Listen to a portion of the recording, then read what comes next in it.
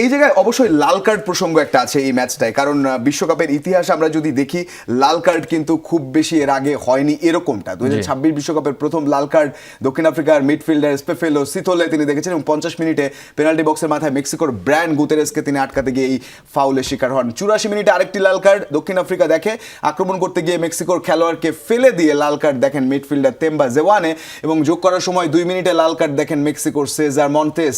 96 বছর ধরে চলছে ফিফা ফুটবল বিশ্বকাপটা, ইতিহাসে প্রথমবার এমন হলো যে আসলে উদ্বোধনী ম্যাচে 3 ফুটবলার লাল কার্ড দেখলো, এবং মেক্সিকো দক্ষিণ আফ্রিকার ম্যাচ চাই লাল কার্ডের হিসাবেও ইতিহাসে নাম লেখালো। অথচ সবশেষ 2018 রাশিয়া এবং 2022 কাতার বিশ্বকাপ জুড়ে কেবল 4টা লাল কার্ডের নজির ছিল তপুদা। সুতরাং বুঝতে পারছেন যে একটু লাল কার্ড নিয়ে তো বাড়তি কথা হচ্ছেই। আমরা একটু লাল কার্ডের যদি 1, 2, 3 দেখি, অর্থাৎ যে লাল কার্ডগুলো হয়েছে, যেমন আমরা 13 নম্বর যার কথা বলছিলাম, প্রথম লাল কার্ড যিনি পেয়েছেন, এই নাম্বার 26 মেক্সিকো, তাকে ফেলে দিয়েছিলেন খুব কাছাকাছি জায়গায়, এবং তারপর তাকে দেখানো হয় হলুদ কার্ড ডাবল দিয়ে, তারপর লাল কার্ড হয়ে যায়, লাল কার্ড হয়ে যায়। ইনফ্যাক্ট তাকে ব্লক করা আসলে জেনুইন রেড কার্ড ছিল, বিকজ এটা 1v1 সিচুয়েশন ছিল, এবং মেক্সিকোর প্লেয়ারটা ভেরি ফাস্ট এবং তাকে বিট করে বলটা সামনে নিয়ে যায়, এবং আসলে সাউথ আফ্রিকার ডিফেন্ডারের আসলে ওই সিচুয়েশনে কি করার দরকার ছিল সে হয়তো বা বুঝে উঠতে পারে নাই, কিন্তু তার বডিটা একদম যে উপরে পড়ে, এটা জেনুইন রেড কার্ড, এটা 100%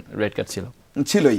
সুতরাং এখানে ইয়েলো কার্ডের প্রসঙ্গ নেই, তবে যেটাতে আছে নাম্বার 2, আমরা নাম্বার 2 রেড কার্ড যদি দেখি, এখানে 84 মিনিটসে red card stands for South Africa, the original decision is confirmed by VAR review.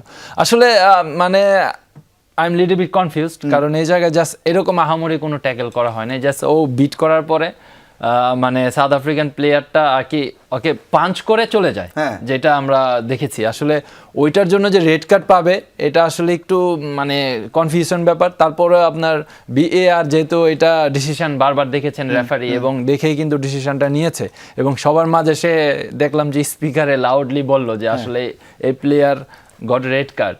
আসলে মানে এখন এই বছর কিন্তু অনেকগুলো আপনার সিস্টেমেটিক ভাবে চেঞ্জ হয়েছে, আমরা সেই নিয়মেও আসবো, সেই নিয়মের ব্যাপারগুলো। তো আসলে হয়তো বা ওইটার জন্য রেড কার্ড, কিন্তু পাঞ্চ করা এটা একটা মানে অনৈতিক কাজ, এটা আপনি ফুটবল মাঠে করতে পারবেন না একেবারে। এবং আমরা নাম্বার 3 রেড কার্ড যদি দেখি, সেটা অপোনেন্ট অর্থাৎ মেক্সিকোর প্লেয়ার রেড কার্ড পেয়ে যায় পরবর্তীতে। আমরা সেই মুহূর্তটাও দেখছি যখন ফেলে দিয়েছিলেন সাউথ আফ্রিকান একজন ফুটবলার। এটাও একদম ডি বক্সের সামনে ছিল, এবং 1v1 এই সাউথ আফ্রিকান প্লেয়ার ওকে বিট করে ফেলে, ও পিছন দিয়ে ট্যাকেল করে। আসলে ওই সিচুয়েশনে ওর সামনে কোনো প্লেয়ার ছিল কিনা আমি আই থিঙ্ক ওইটা আমি বুঝতে পারি নাই, কিন্তু যদি সামনে কেউ না থাকে, সেম লাইক আপনার সাউথ আফ্রিকান প্লেয়ার যেভাবে ওকে ফাউল করেছিল, সেম সিস্টেমটা এই জায়গায় মেক্সিকান ডিফেন্ডার ক্যাপ্টেন এটা ইউজ করেছে, সেই ক্ষেত্রে হয়তো ডাইরেক্ট রেড কার্ড পেয়েছে।